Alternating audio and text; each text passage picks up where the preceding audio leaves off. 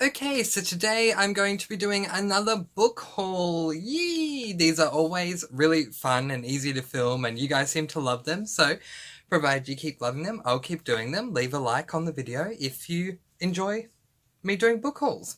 So today I'm going to be talking to you about all the books that I hauled in the month of October. Let's get right into it.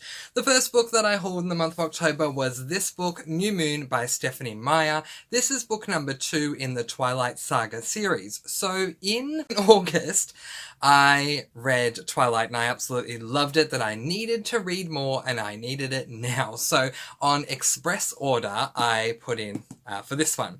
This is a YA paranormal fantasy, whatever you want to call it, and I have read this. I read it last week, so I actually thought this was pretty good. I actually gave it 4 stars. A lot of people don't like this book, but I really enjoyed it. I thought it had really good world building. Because it's book 2 in the series, I don't want to say too much about it because I don't want to spoil anything, but yeah, really happy that I hauled it. The next book that I hauled has kind of had a bit of a history with me. I actually had this book probably this time last year. And then I unhauled it in January without reading it. And now I've hauled it again because now I do want to read it. And that book is this book, What If It's Us by Becky Albertalli and Adam Silvera. So, for those of you who don't know, last year I went on a massive Adam Silvera kick. I love Adam Silvera's LGBTIQ plus books. Didn't really like his fantasy book, Infinity Sun, but I loved his LGBTIQ plus stuff. And I was hoping he would do another solo authored book, but apparently his plan for this year or next year is book number 2 in this series. So I figured I might as well read it. And having just recently come off another one of Becky Albertalli's books, Kate in Waiting, I think that this might be pretty good. So let's read the premise on the back. And it says, meet Arthur and Ben. Arthur is only in New York for the summer, but if Broadway has taught him anything, it's that the universe can deliver a show-stopping romance when you least expect it. Ben thinks the universe needs to mind its own business. If it had his back, he wouldn't be carrying a box of his ex-boyfriend's things. But after a chance meeting at the post office, the boys leave wondering what exactly the universe does have in store for them. What if they can't find each other again? What if they do and then can't nail a first date? What if Arthur tries too hard to make it work and Ben doesn't try hard enough? What if life really isn't like a Broadway musical? But what if it is? So I'm excited about this one. I've been really enjoying the majority of the LGBTIQ plus books that I've read this year. So with Adam Silvera and Becky Albertalli having co-authored this one, I think I might be in for a bit of a treat. So maybe I judged it a bit too quickly last year. Let's give it a second chance. We'll see how we go. So the next couple of books I'm going to talk to you about are some Christmas books because the Christmas season is approaching very soon. So the next book that I hauled was this book, Dash and Lily's Book of Dares. And there is a sticker there. Is it removable? No, it is not. Who came up with this idea to embed stickers? Seriously. This is by Rachel Cohen and David Leviathan. Oh, I like that surname. I don't know what the genre or age rating is of this, but looking at the cover, I feel like maybe it's a YA romance, but who knows? Let's read the premise on the back and find out some more about it, shall we? I've left some clues for you. If you want them, turn the page. If you don't, put the book back on the shelf, please. Oh my gosh, I'm already intrigued just by reading that. But anyway, it's almost Christmas, and unlucky in love Lily has left a red notebook full of challenges on a shelf in her most loved bookshop, waiting for just the right guy to come along and accept them.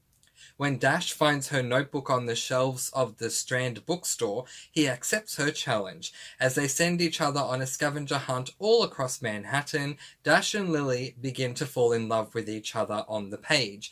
But is Dash the one for Lily? Discovering if they have the same chemistry in person could be their biggest dare yet. This sounds fantastic. Just the idea of the stuff being written in the book and finding the book and going and doing all those challenges and dares, and oh my gosh, I'm already excited to read this. So we'll see how we go. The next Christmas-themed book that I hauled in October was this book, The Afterlife of Holly Chase. I have this as a hardcover because I preferred the hardcover edition to the paperback, the look of it. So let's read the premise on the back, which I love the etching on the back. Very nice. Okay, you know how the story goes, right? There's this old banker type named Ebenezer Scrooge who shuffles around saying bah humbug. One Christmas Eve, he's visited by the ghosts of Christmas past, present, and future. In the morning, he wakes up, like, completely terrified and says to himself, "This is my chance. I can change my future." Then he supposedly lives happily ever after. It's a nice story, but that's not how it happened for me. Yeah, so I've heard a little bit more than that. The basic premise that I've heard of this book is that we follow Holly, who was also, like Ebenezer Scrooge, visited by the ghosts of past, present, and future, and unlike Ebenezer Scrooge, she did not change her life. She then dies and is recruited to become one of those ghosts to assist others. And I just think it's going to be amazing to read this book from the perspective of one of those ghosts. So we'll see how we go. And my final Christmassy book that I hauled in October was this book, Debbie Macomber's Dashing Through the Snow.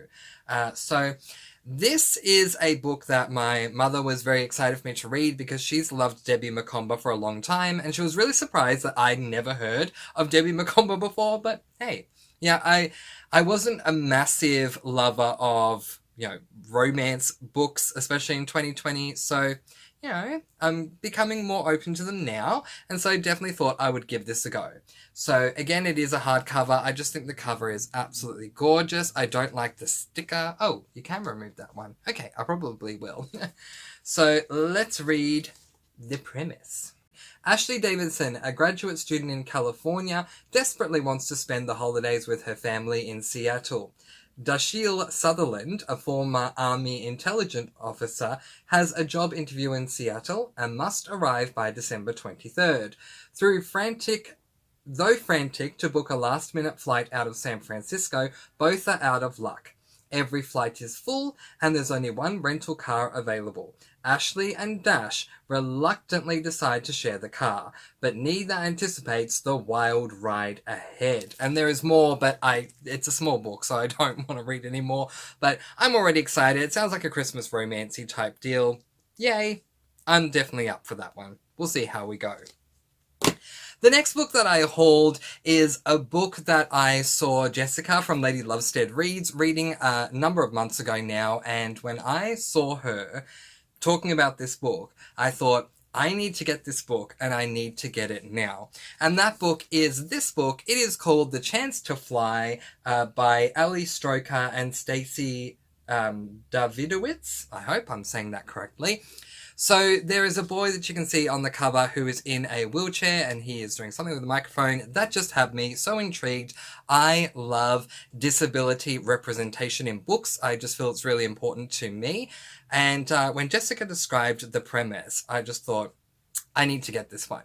But let's read the premise together, shall we? 13-year-old Nat Beacon loves a lot of things. Her dog Warbucks, her best friend Chloe, and competing on her wheelchair racing team, the Zoomers, to name a few. But there's one thing she's absolutely obsessed with: musicals. Hurrah! I'm already gonna love this. From Hamilton to Les Miserables, there's not a cast album she hasn't memorized and belted along to. She's never actually been in a musical, though, or even seen an actor who uses a wheelchair for mobility on stage. Would someone like Nat ever get cast? Again, there's more, but I don't want to read more because I don't want to give more away, but feel free to look it up on Goodreads. I am just really, really excited to read this. I mean, I love musicals. I was in school productions when I was in high school, so representation of that as well means a lot to me. But I just think this is fantastic, and for a middle grade to have them representing disabilities, but especially in this case someone in a wheelchair who feels that there may be limitations placed upon them because of a roadblock that they have, in this case her having her disability. I think I said him earlier, sorry. Makes me really excited to read this. So yay, reach for the stars. I can't wait. It's going to be awesome. The book is called The Chance to Fly, but reach for the stars, girl. Awesome. The next book that I hold is a book that I saw Murphy from booktube channel Murphy Napier talking about earlier on this year, and it's a very short book called The City Below the Cloud by T.S. Galindo. I do believe this is a self-pub. It certainly looks like a self-pub, so shout out to self-pub authors. Support them if you can. So let's take a look at the premise on the back. Few things endure like fear and fungus. In a city forever shrouded in darkness, Kaylin braves the heights of the lichen-covered buildings to scrub the invading fungi from the walls. What will be discovered when the secrets of the city below the cloud come for them? A dystopian cyberpunk adventure that will leave you questioning everything you thought you knew. I mean, that already has me intrigued. That cover, how awesome is that? Very, very excited about this one, you guys. Very excited. I'm very excited about all of these books. I mean, obviously, I purchased them, but sometimes there are books that I purchase because I want to be a part of the conversation, and you guys will say, oh, this is a good book, try it out, and yeah. All of these ones, the premise just has me so excited, so I hope they don't let me down. We'll see how we go. The final book that I hauled in the month of October was a very much last-minute October haul. This was a book that I, through a number of different reading sprints that I was watching, had seen a lot of different people talking about, and this is a subject matter that is extremely close to my heart. So the more I heard about this one, the more I wanted to read it. So again, I put an express order in because I actually want to read this book at the end of this month, November, if I have time. And that book is this book. It is called Me, My Dad, and the End of the Rainbow. And it is written by Benjamin Dean and apparently illustrated by Sandhya Prabhat. Oh gosh, I hope I'm saying that right. And if I'm not, please correct me in the comments. Are there illustrations in here? Oh, okay, yeah. Every so often there are illustrations. Very nice. Okay, let's read the premise on the back. Are you ready for a rainbow-coloured, joy-filled adventure? My name's Archie, and I know two things for certain. 1, my mum and dad kind of hate each other. 2, they're keeping a big secret from me. All Archie wants is for them to be a happy family again. But then he overhears Dad's secret, and his dream is blown apart. When a colourful flyer falls out of Dad's pocket, Archie thinks he may have found the answer. Only problem, that answer might just lie at the end of the rainbow. If this is what I think it is, a middle grade book about a boy finding out that his father is gay and navigating through whatever comes with that, I am so excited. I don't think I've come across an LGBTIQ plus middle grade before, which is really, really sad. If you guys have recommendations for middle grade LGBTIQ plus, please let me know, because LGBTIQ plus representation does mean the world to me, being a gay man myself, and I want to read as many LGBTIQ plus books as I can and show them on this channel because of how important that is to me, but I haven't come across it in middle grade. To deal with this subject matter in particular, a young child finding out that his father is and having to navigate that, just sounds so fantastic. So thank you, Benjamin Dean. Whether I like the book or not, thank you for tackling the subject. I really do appreciate it. And now for everyone's favourite game that we like to call Up. These are the books that I hauled in the month of October 2021. What books did you haul in the month of October 2021, and which one are you the most excited to read? Let me know in the comments below. Before I wrap things up, I once again just want to say thank you to everyone for all of your beautiful love and support, especially over the last couple of months. You guys have just been so amazing, so thank you, thank you, thank you. If you have subscribed to me within the past 2 months, please let me know in the comment section below so I can give you a shout out in my next video, because you guys, just amazing. On last glance, I had 299 subscribers, so I'm this close, just went away from achieving my goal of 300, which I didn't think was going to happen, but you guys have just been so supportive of me and so supportive of my channel, and I'm getting a bit choked up here, so I just want to say thank you. Thank you, thank you, thank you. It really does mean the world to me and has been a truly humbling experience, so thank you for all the love, and I'm reciprocating it in kind and giving you some love back in return. Thank you very, very much. But in the meantime, before I do choke up even more, that is where I am going to leave it. Letting you guys go with peace, blessings, and so much love. I post videos every Monday, Wednesday, and Friday. That is 10 p.m. Australian Eastern Standard Time. So if you live in America, it's probably Tuesday, Thursday, Saturday. But oh well, if you have subscribed and clicked on the notifications, you'll get the notifications, so it's all good. I can just continue to say Monday, Wednesday, Friday. Monday, Wednesday, and Friday, 10 p.m. Australian Eastern Standard Time.